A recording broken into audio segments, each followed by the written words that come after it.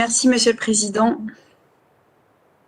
Monsieur le Président, Monsieur le Vice-président, chers collègues, depuis que la révision du plan local d'urbanisme métropolitain a été lancée, il a été dit à plusieurs reprises que le plus 95 n'aurait pas vocation à remettre en cause les grandes orientations du plus 2 votées au précédent mandat.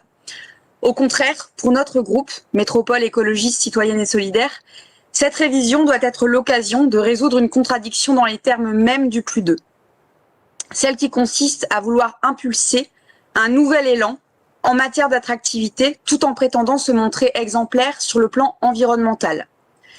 Seule la résolution de cette contradiction nous permettra d'aller beaucoup plus loin vers des orientations d'aménagement permettant à la métropole européenne de Lille d'atteindre rapidement et efficacement ses objectifs en matière de lutte contre les dérèglements climatiques, d'amélioration de la qualité de vie et de la santé des habitantes et habitants, de préservation de la biodiversité et de nos différentes ressources.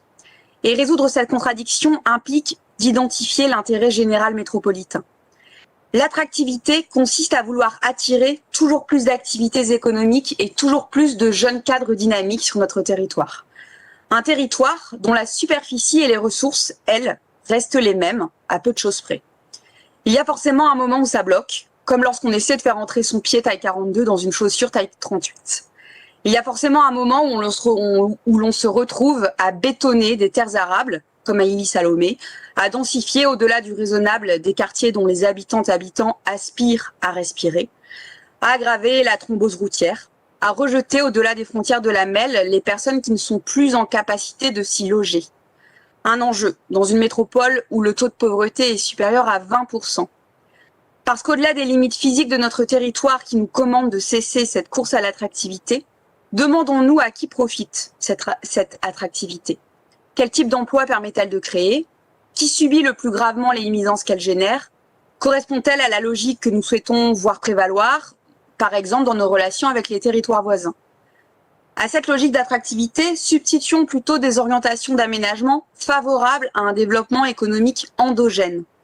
Un développement économique qui devrait aussi permettre de créer des emplois correspondant aux compétences et aux aspirations des métropolitaines et métropolitains, de répondre à leurs besoins, de revitaliser les quartiers qui en ont besoin, de rapprocher les services et activités des lieux de vie.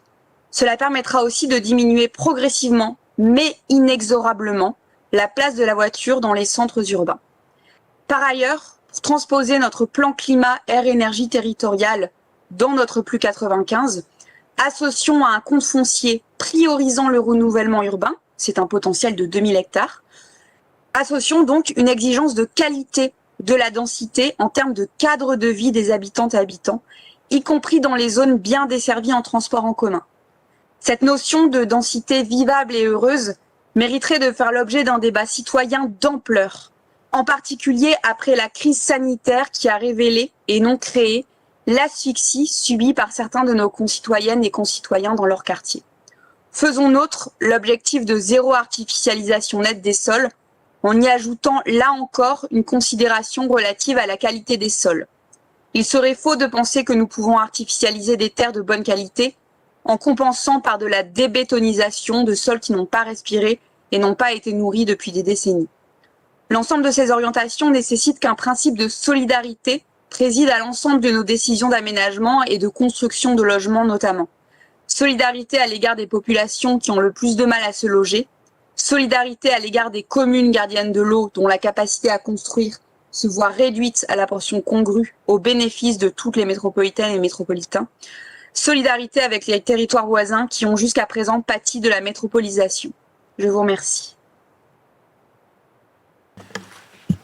Merci.